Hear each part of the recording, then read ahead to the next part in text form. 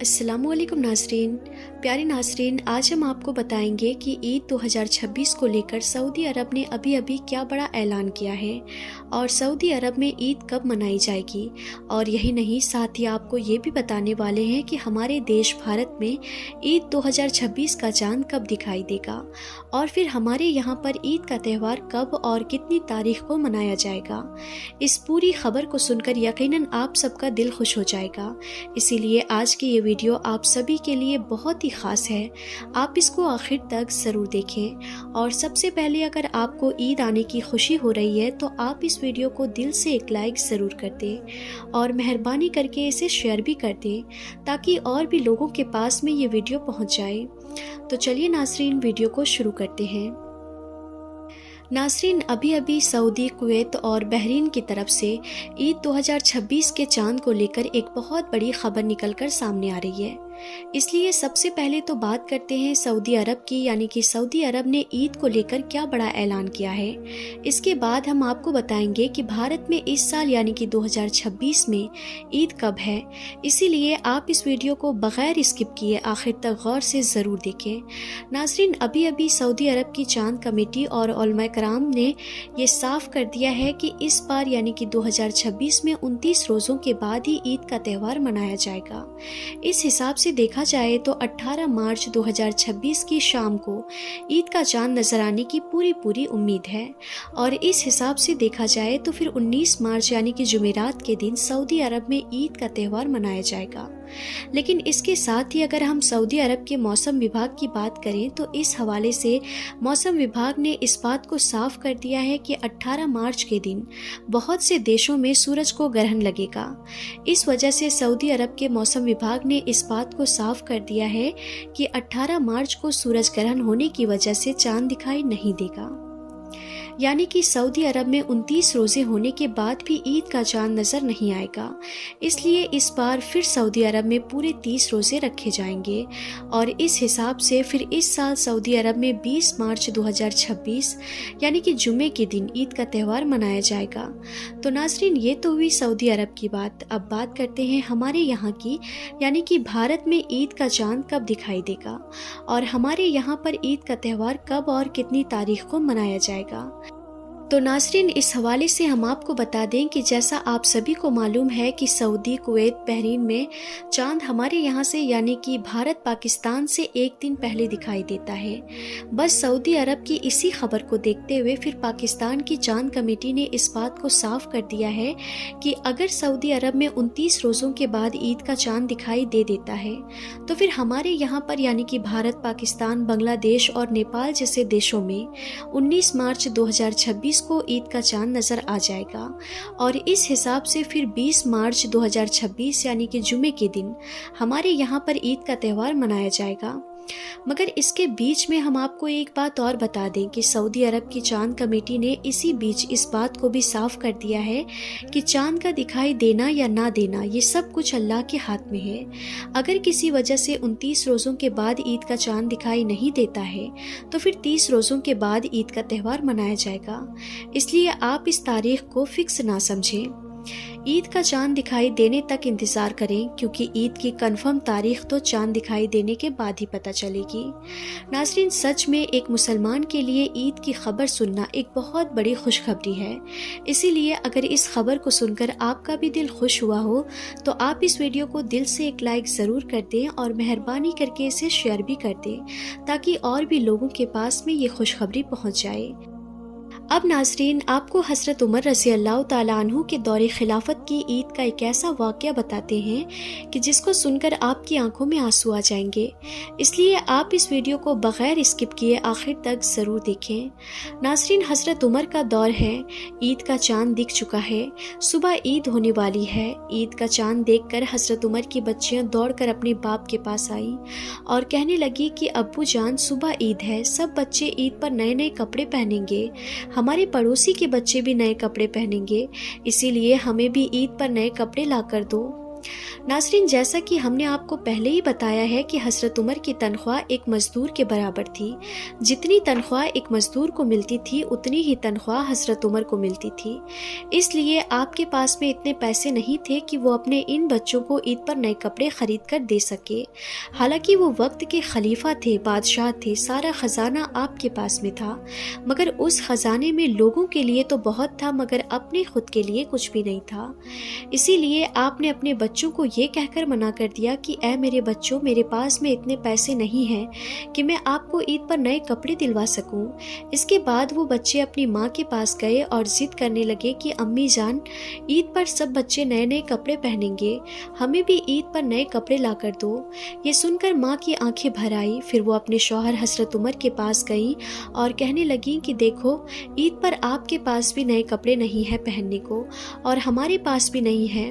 हम और आप तो ईद पर पुराने कपड़े ही पहन लेंगे, लेकिन हमारे यहाँ मासूम और नन्हे बच्चे ईद पर नए कपड़े पहनने की जिद कर रहे हैं, क्योंकि हमारे पड़ोस में रहने वाले सब बच्चे ईद पर नए नए कपड़े पहनेंगे। इसीलिए मेहरबानी करके हमारे इन बच्चों के लिए तो ईद पर नए कपड़े ला कर दे दो।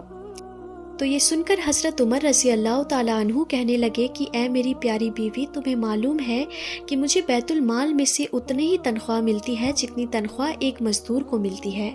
इसीलिए मुझे बैतुल माल में से इतने पैसे नहीं मिलते हैं कि मैं अपने इन बच्चों को ईद पर नए कपड़े दिलवा सकूं। ये सुनकर आपकी बीवी ने कहा कि ऐ अमीरुल मोमिनीन, आप ऐसा करें कि आप 1 महीने की तनख्वाह को एडवांस ले लें और हमारे इन बच्चों को ईद पर नए कपड़े ला कर दे दें। तो ये सुनकर हज़रत उमर रज़ी अल्लाह ताला अन्हु फरमाने लगे कि मेरी बीवी, तुम मशवरा तो अच्छा दे रही हो, अब मैं ऐसा ही करता हूँ। इसके बाद हज़रत उमर रज़ी अल्लाह ताला अन्हु ने बैतुल माल के कैशियर को एक ख़त लिखा और फिर अपने एक खादिम को अपने पास बुलाया और खादिम से कहा कि तुम बैतुल माल के कैशियर के पास जाओ और जाकर उनसे कहो कि ये ख़त अमीरुल मोमिनीन ने भेजा है। फिर जब ये ख़त बैतुल माल का कैशियर पढ़ेगा तो इसके बाद वो तुम्हें 1 महीने की तनख्वाह एडवांस दे देगा, वो लेकर तुम आ जाना।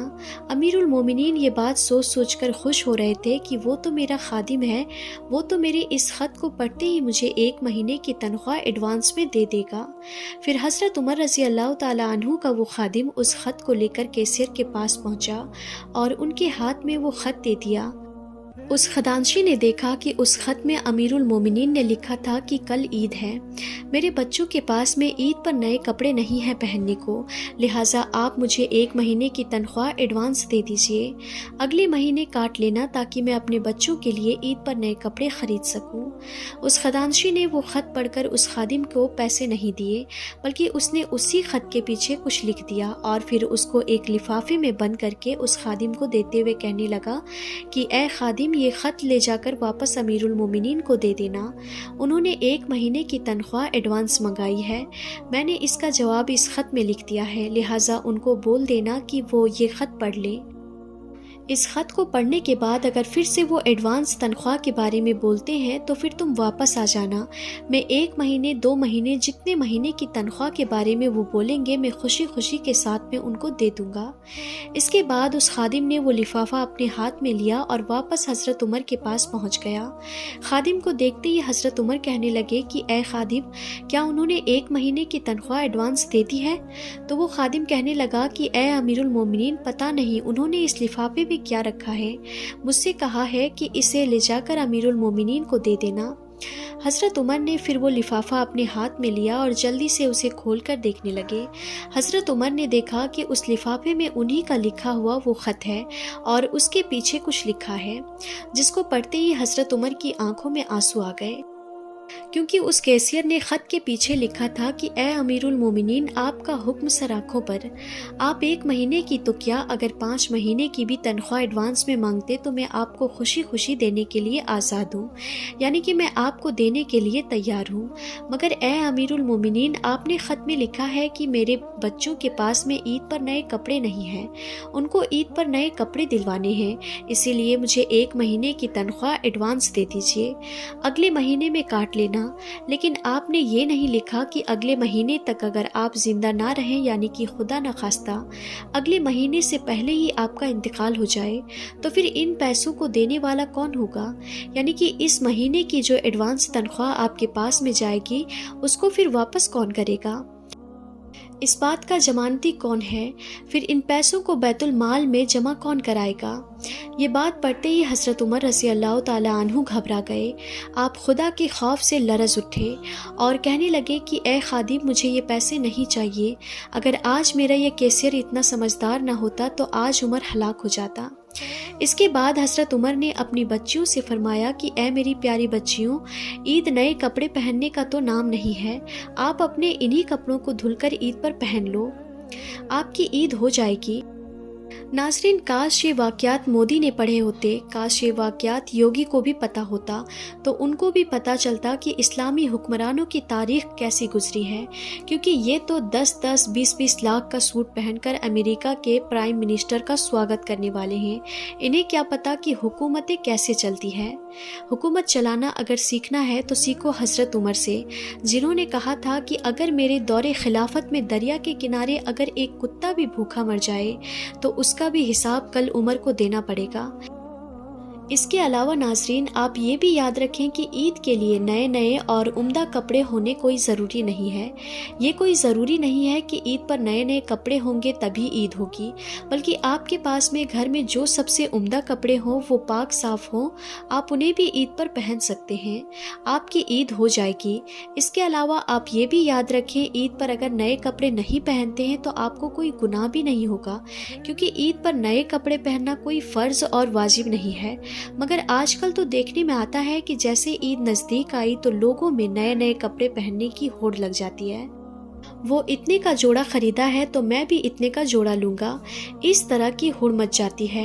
ईद के मौके पर बाज़ार शॉपिंग करने वालों से भर जाते हैं, चाहे भले इसके लिए किसी के पास में पैसे हो या ना हो, चाहे इसके लिए उन्हें कर्जा लेना पड़े, तब भी वो लेते हैं और फिर नए नए कपड़े ख़रीद कर ईद पर पहनते हैं। याद रखिए, अल्लाह ने आपको जो कुछ दिया है आप उसी में ही खुश रहें, यानी कि जितनी आपके पास में चादर है आप उतने ही पैर पसारें।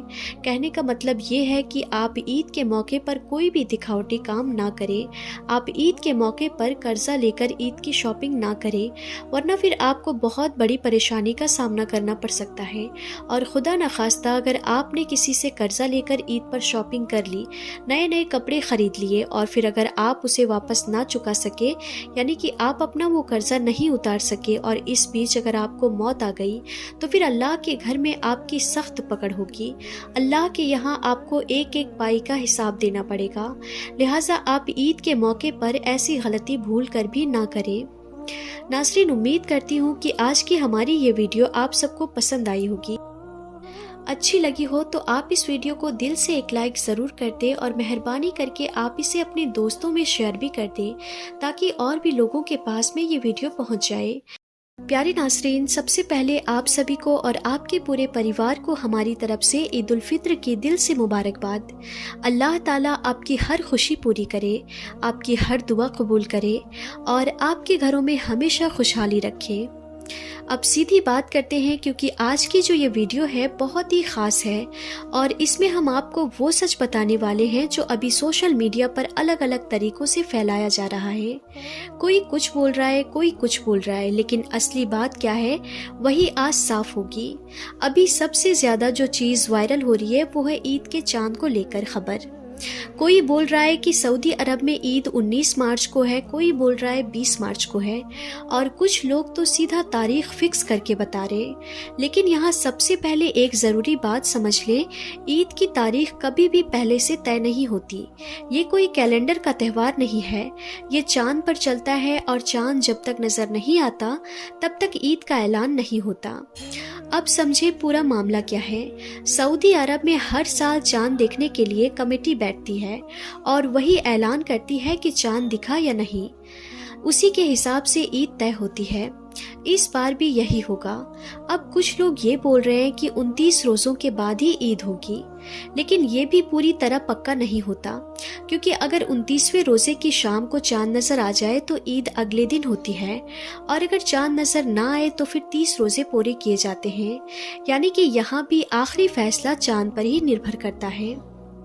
अब बात आती है सऊदी और भारत की। तो आम तौर पर क्या होता है, सऊदी में चांद एक दिन पहले नज़र आता है, इसीलिए वहाँ ईद पहले हो जाती है, और भारत, पाकिस्तान, बांग्लादेश में एक दिन बाद। लेकिन ये हर साल एक जैसा नहीं होता, कभी कभी तारीखें मिल भी जाती है। लेकिन इसीलिए ये कहना कि हमेशा एक दिन का फर्क रहेगा, ये भी पूरी तरह सही नहीं है। अब कुछ लोग मौसम और ग्रहण जैसी बातें भी जोड़ रहे हैं कि अगर आसमान साफ नहीं हुआ या कोई वजह बनी तो चांद नजर नहीं आएगा। ये बात अपनी जगह ठीक है कि मौसम का असर पड़ता है, लेकिन ये कोई फिक्स कारण नहीं है कि हर बार ऐसा ही होगा। इसीलिए इन बातों को सुनकर घबराने की ज़रूरत नहीं है। असली बात यह है कि हमें इंतज़ार करना है उस शाम का जब चांद देखा जाएगा, और उसी के बाद सही तारीख सामने आएगी। अब यहाँ एक और गलती लोग करते हैं, वो ये कि सोशल मीडिया की हर खबर को सच मान लेते हैं। किसी ने एक पोस्ट डाल दी, किसी ने एक वीडियो बना दिया जो AI जनरेटेड है, AI की वॉइस है, और लोग बिना सोचे समझे उसे आगे फैलाने लगते हैं, जबकि उन्हें खुद नहीं पता होता कि वो खबर सही है या नहीं। और यही आदत सबसे ज़्यादा गलतफहमी पैदा करती है। इसीलिए समझदार इंसान वही है जो हर बात को सुनकर तुरंत यकीन नहीं करता, बल्कि रुकता है, सोचता है और सही जानकारी का इंतजार करता है। अब यहाँ एक खुशखबरी वाली बात भी समझ ले, ईद सिर्फ एक तारीख नहीं है, ये एक एहसास है, एक खुशी है, एक इनाम है पूरे रमज़ान की मेहनत का, पूरे महीने की इबादत का, और इसी वजह से हर मुसलमान के दिल में इसका इंतजार होता है।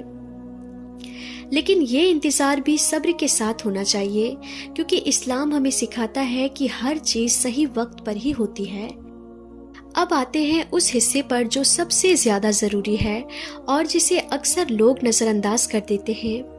ईद का चांद नज़र आने के बाद इंसान क्या करता है, यही उसकी असली पहचान होती है।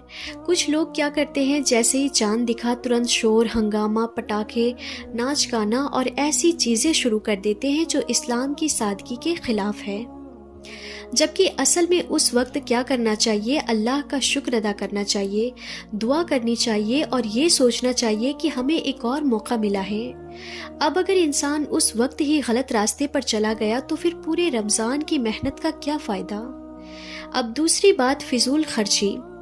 ईद के नाम पर लोग इतना खर्च करते हैं कि ज़रूरत से ज़्यादा कपड़े, जूते, चीज़ें, और फिर वही लोग अपने आसपास के गरीब लोगों को भूल जाते हैं। जबकि असली ईद तो तब होती है जब आपके साथ साथ आपके आसपास के लोग भी खुशी से ईद मनाएं। अगर आपके घर में खुशी है और आपके पड़ोस में कोई भूखा सो रहा है तो ये अधूरी खुशी है, और यही बात हमें समझनी होगी। तीसरी बात, जिम्मेदारी। ईद सिर्फ अपनी खुशी का नाम नहीं है, ये दूसरों के बारे में सोचने का दिन भी है। ये वो दिन है जब हमें अपने अंदर इंसानियत दिखानी होती है, अपने रिश्तेदारों का ख्याल रखना होता है, गरीबों की मदद करनी होती है, और अपने बच्चों को भी यही सिखाना होता है कि असली खुशी बांटने में है। अब एक और ज़रूरी बात, दुआ। लोग कहते हैं कि चांद देखकर दुआ कबूल होती है, लेकिन यहाँ एक चीज़ साफ समझ लें, दुआ हर वक्त कबूल हो सकती है अगर दिल सच्चा हो, अगर नीयत साफ हो। इसीलिए किसी ख़ास तरीके या गिनती पर भरोसा करने के बजाय अपने दिल से दुआ करें, क्योंकि अल्लाह दिल देखता है, शब्द नहीं, अल्फाज नहीं। और यही सबसे बड़ी बात है। अब धीरे धीरे समझ आ रहा होगा कि असली मामला क्या है। ईद की तारीख से ज़्यादा ज़रूरी है हमारा तरीका, हमारा इखलाक और हमारी सोच। अगर ये सही है तो हर दिन ईद जैसा है, और अगर ये गलत है तो फिर ईद का दिन भी सिर्फ एक दिन बनकर रह जाएगा। और अभी सबसे ज़रूरी बात बाकी है, वो चीज़ है जो हर साल लोगों को परेशानी में डालती है और जिसे लोग समझ ही नहीं पाते।